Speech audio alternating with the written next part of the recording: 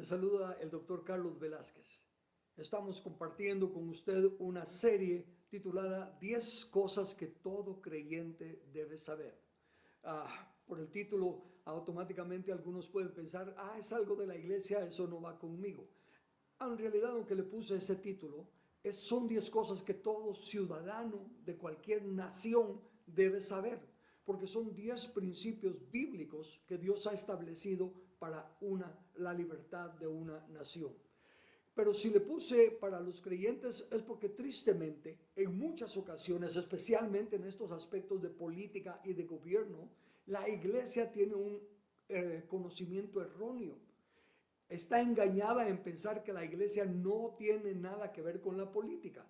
Y que se cometen los errores de decir, no, la política es corrupta, todos los políticos son unos mentirosos, etcétera, etcétera. Pero ¿sabe qué es lo que pasa? ¿Qué es las tinieblas? ¿Qué son las tinieblas? La ausencia de luz. ¿Y qué es la corrupción en aquel entonces de los productos? La ausencia de sal. Entonces las circunstancias que se están dando en nuestras naciones y lo corrupto de los gobernantes y todo, es porque los hombres temerosos de Dios, o al menos las personas de carácter íntegro, las personas que tienen un deseo real de ver que venga la paz y la justicia a sus países, no se involucran en política. Hubo un tiempo cuando se estaba tratando de formar un partido político acá en Guatemala, y yo fui a diferentes partes y preguntaba en las comunidades, ¿quién es un hombre honorable de esta comunidad? Y todos me decían, ¿por qué quieres saber de él? ¿Verdad? Pensando que para algo malo era. Yo decía, es para proponerle si quiere ser el alcalde de la ciudad o un diputado. Y me decían, no, los honorables no se involucran en política. Entonces, ¿cómo podemos esperar que surja algo bueno, algo que agrade a Dios, algo que sea justo? Y no estoy hablando de religión. Note que no estoy diciendo que sea evangélico, que sea protestante, que sea católico.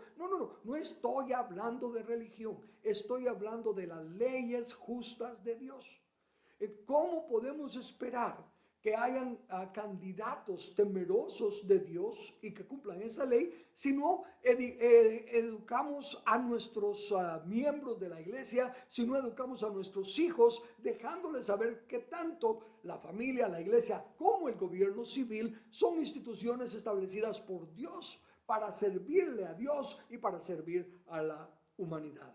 De ahí que en esta serie hemos estado viendo ya 7 episodios, este es el 8º, en los cuales ya he presentado 6 de los 10 principios que gobiernan. Este es el 7º y dice así, el 7º principio es un estado descentralizado con la mayoría de poder y responsabilidades descansando sobre el gobierno local, la familia y el individuo.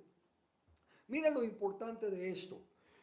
Toda centralización, todos los gobiernos que tienden a centralizar terminan siendo gobiernos corruptos, terminan siendo gobiernos que están robando y se están aprovechando de las circunstancias. Y si hay algún desarrollo es en la capital y en los lugares céntricos y se olvidan del resto de las comunidades. Por lo tanto, un principio es el de la descentralización. Note estas palabras que Dios dejó para nosotros en la Biblia, acá en el libro de Deuteronomio. Éxodo 24, Deuteronomio 1 y Hechos 17:6. Los tres los mezclé para dar la idea del concepto. Dice así: dadme de entre vosotros, de vuestras tribus, varones sabios y entendidos y expertos, para que yo los ponga por vuestros jefes. Y me respondisteis y dijisteis: bueno es hacer lo que has dicho.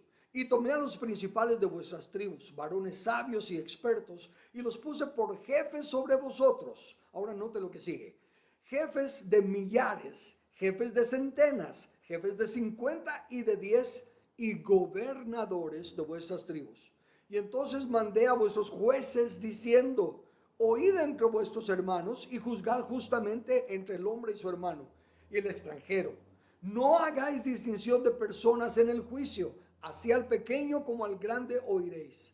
No tendréis temor de ninguno, porque el juicio es de Dios, y la causa que os fuere difícil la traeréis a mí y yo la oiré.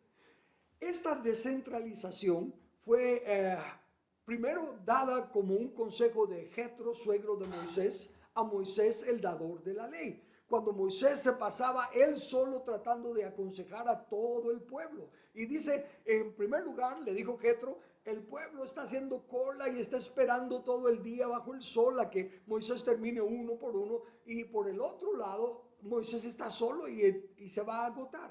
Y entonces Jetro le dijo, no es justo, ni para ti ni para el pueblo, porque no es el diseño de Dios. Escúchame, yo te voy a dar un consejo que lo pongas delante de Dios. Y le dijo, escoge a varones de 1000, a jefes de 1000, a jefes de 500, a jefes de 50 y a jefes de 10. Y las cosas que no podían solucionar los de 10 se las pasaban al de 50, al de 50 al de 100 y así sucesivamente. Lo que nos está ilustrando este principio, porque recuérdense que tenemos que leer la Biblia y primero entender qué significó para sus primeros lectores, para sus primeros oyentes. Luego buscar la aplicación para nosotros. Porque si queremos aplicarlo como está allí, de plano que no funciona, porque cuántos cientos y miles de años han pasado. Pero el principio es este. Dice la escritura en Eclesiastés que cuando no se ejecuta, luego sentencia sobre la mala obra, el corazón de los hijos de los hombres está en ellos dispuestos para hacer el mal. Eso es Eclesiastés 8:11. Cuando viene un caso y lo traen a juicio, pero tiene que venir a la capital, tiene que ser centralizado para tratarse el caso, hay tantos casos que la gente se desespera. Los que fueron los dañados están sufriendo las consecuencias y no hay ninguna solución, y los que causaron el daño pues no están sufriendo el castigo que merecen. Por lo tanto, hay casos que se pueden solucionar y se deben solucionar en los gobiernos municipales, en los lugares más cercanos a la gente. Los casos más sencillos que se pueden solucionar ahí no tienen que llegar al centro. Esas diferencias que están haciendo allí están hablando de la descentralización del poder. Es sumamente importante pasar la responsabilidad hasta la comunidad más pequeña. De hecho, la familia es la unidad más pequeña. Los asuntos que se pueden arreglar entre familia o entre familias, si se pueden llegar a un acuerdo, ahí se deberían de solucionar. No deberían de traerse todos, hasta los casos más insignificantes, a los gobernantes, porque entonces nunca se ejecuta juicio sobre la sentencia y el corazón de los hombres se crece. Un ejemplo de eso. Aquí hay asesinos, hay salteadores, hay violadores y todo, y los capturan y los meten presos por un tiempo y después los dejan salir, y entonces la gente se desespera. Por el otro lado, los salteadores, al ver los violadores y los asesinos, al ver que no los matan, no tienen ningún temor y se siguen proliferando. Entonces, de esa manera, los justos empiezan a tomar cartas en el asunto y empiezan a haber muertos en ciertos lugares, y ya se cae en el problema de que a veces se puede matar a inocentes. Y es culpa del gobierno por no actuar rápidamente con justicia, por no descentralizar la justicia. Así que recordémonos pues, en todas partes hay hombres sabios, hay hombres honorables que pueden fungir como jueces para los casos más pequeños que tal vez solo ameritan palabras de conciliación y de consejo. Respetemos los principios que Dios nos ha dejado en la Biblia y vamos a encontrar que así como prospera nuestra nación, prosperarán nuestras familias y prosperarán todas nuestras vidas.